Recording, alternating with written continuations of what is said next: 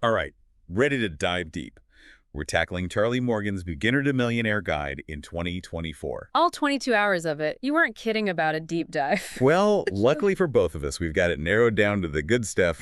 No all-nighter necessary. Smart. So, what jumped out at you? When I was going through it, I was struck by how Morgan connects psychology and personal growth with practical business advice. Totally. He doesn't just tell you what to do, right? He digs into the why, which I find really interesting. Yeah, right out of the gate, he hits you with this question. Who are you, really? It's like, whoa, deep thoughts, right?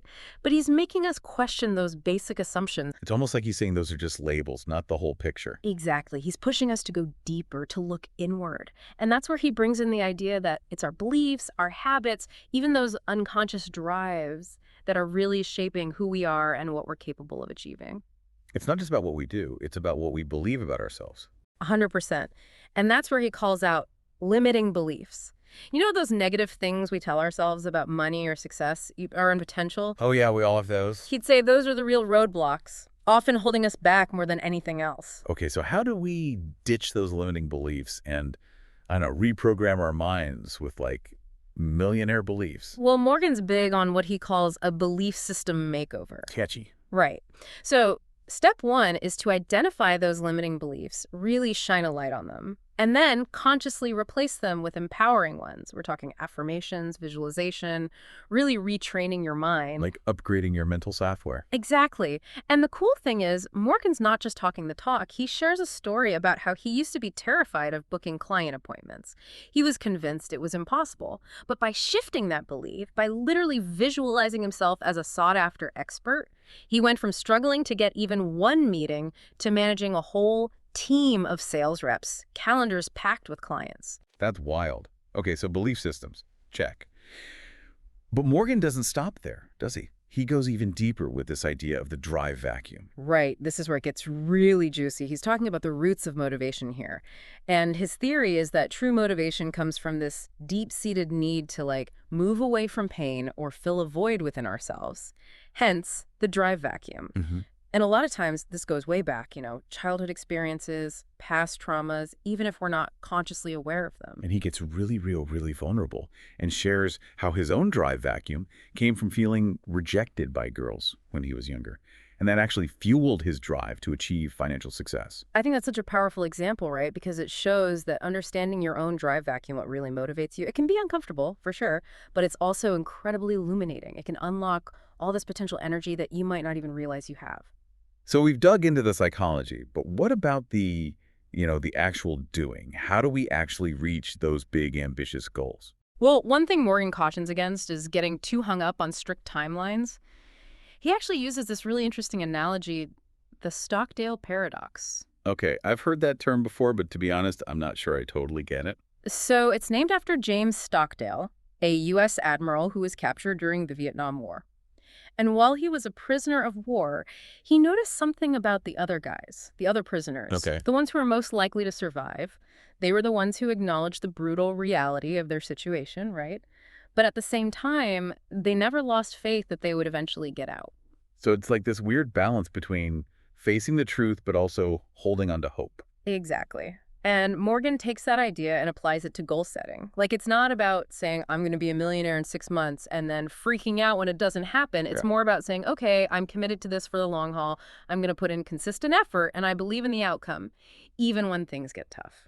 That takes the pressure off, Instead of these self-imposed deadlines, it's more about the journey and trusting the process. 100%.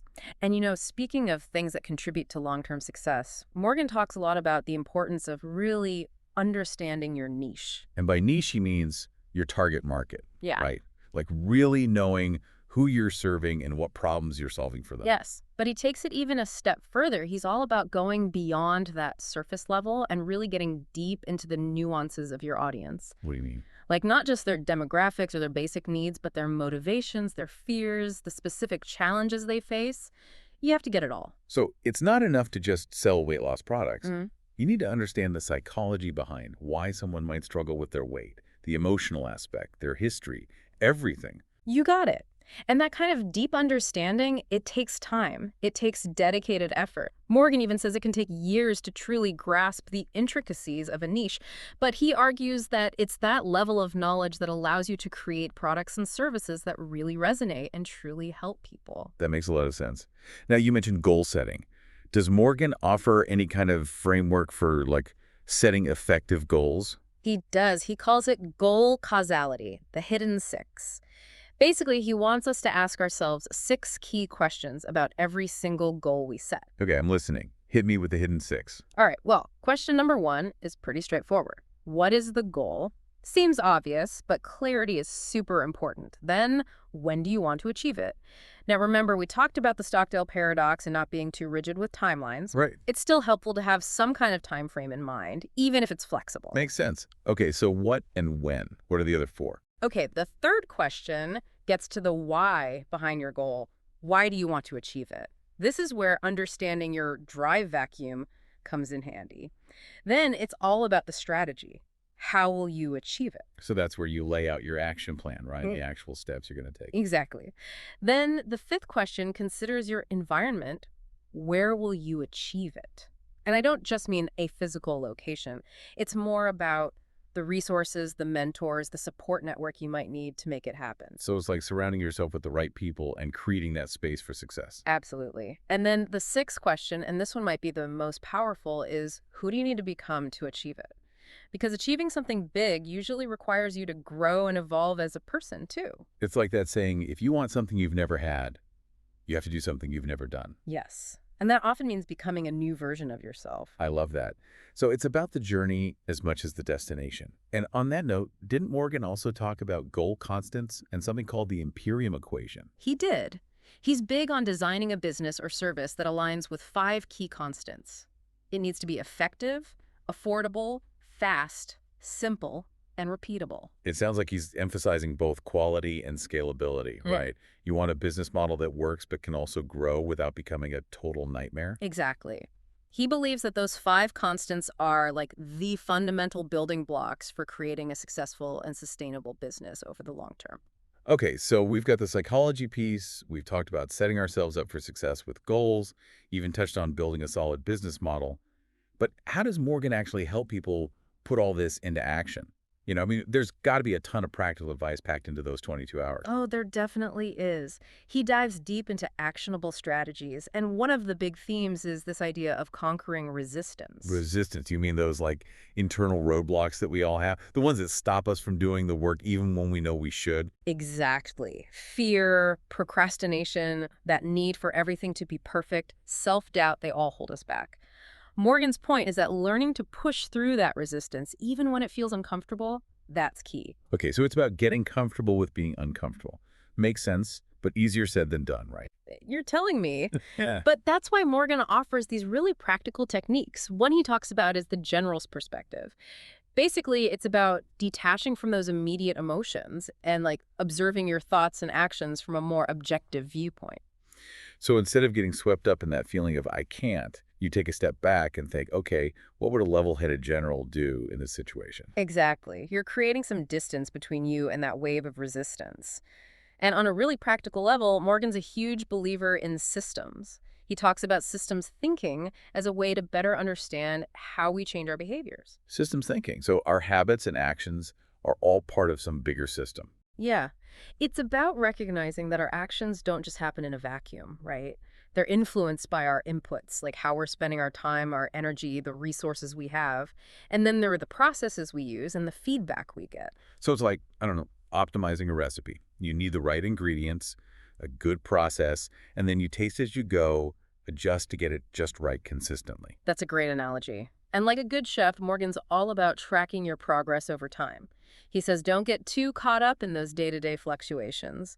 He talks about regression to the mean, which basically means things tend to even out over time. So one super productive day doesn't mean you've cracked the code, and one bad day shouldn't derail you completely. Right, it's about looking at the bigger picture. Don't make decisions based on just one day, but on the overall trend. Exactly. And, you know, when we're talking about optimizing for the long term, Morgan is very open about his own routines, particularly when it comes to health. He believes in prioritizing your well-being if you want to set yourself up for success. Always good advice. So what's his secret sauce? What does he do? Well, he's all about the carnivore diet these days, and he really emphasizes the importance of water, like a lot of water. He's also a big believer in keeping that sleep schedule consistent, making sure his circadian rhythm is on point. Yeah, the sleep thing is huge. But with any diet advice, I always say do your research, talk to your doctor.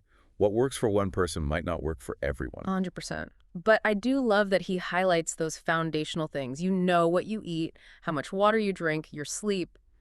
It all matters. Absolutely. Now, didn't he have that all or nothing principle too? Oh, yeah. He's big on that one. He's basically saying that how we approach one area of our lives, it usually spills over into other areas too. So if you're super disciplined about your workout routine, you're more likely to bring that same discipline to your business or your creative work, anything really. So our habits and mindsets, they create a ripple effect in other parts of our lives. I like that. Yeah, it's pretty cool. And at the end of the day, I think that's what Morgan's really encouraging us to do, create that ripple effect of positive change. It's not just about the financial success, right? It's about cultivating discipline, mastering our minds, becoming the best versions of ourselves. Which brings us full circle to that question Morgan asked at the beginning, who are you really?